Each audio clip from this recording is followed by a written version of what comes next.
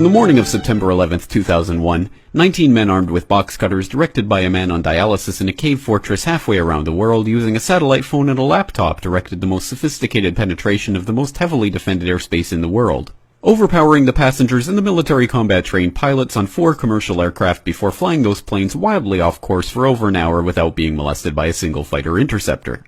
These 19 hijackers, devout religious fundamentalists who like to drink alcohol, snort cocaine, and live with pink-haired strippers, managed to knock down 3 buildings with 2 planes in New York, while in Washington a pilot who couldn't handle a single-engine Cessna was able to fly a 757 in an 8,000-foot descending 270-degree corkscrew turn to come exactly level with the ground, hitting the Pentagon in the budget analyst office where DoD staffers were working on the mystery of the $2.3 trillion that Defense Secretary Donald Rumsfeld had announced missing from the Pentagon's coffers in a press conference the day before, on September 10th, 2001. Luckily, the news anchors knew who did it within minutes. Osama bin Laden. The pundits knew within hours. Osama bin Laden. The administration knew within the day. Terrorists who committed these acts and those who harbor them. And the evidence literally fell into the FBI's lap. That a hijacker's passport was found blocks from the World Trade Center crash site, if you can believe that. But for some reason, a bunch of crazy conspiracy theorists demanded an investigation into the greatest attack on American soil in history. That investigation was delayed, underfunded, set up to fail, a conflict of interest, and a cover-up from start to finish. It was based on testimony extracted through torture, the records of which were destroyed. It failed to mention the existence of WTC-7, Able Danger, P-TECH, Sibel Edmonds, OBL and the CIA, and the drills of hijacked aircraft being flown into buildings that were being simulated at the precise same time that those events were actually happening.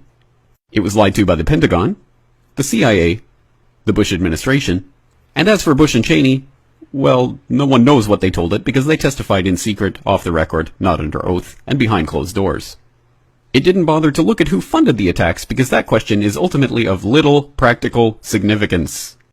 Still, the 9/11 Commission did brilliantly answering all of the questions the public had, except most of the victims' family members' questions, and pinned blame on all the people responsible, although no one so much as lost their job, determining the attacks were failure of imagination. Because Nobody in our government, at least, and I don't think the prior government that could envision flying airplanes into buildings. Except the Pentagon, FEMA, NORAD, and the NRO.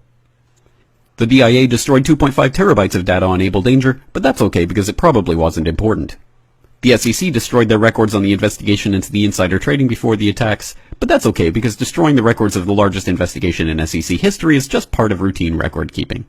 NIST has classified the data that they used for their model of WTC-7's collapse, but that's okay because knowing how they made their model of the collapse would jeopardize public safety.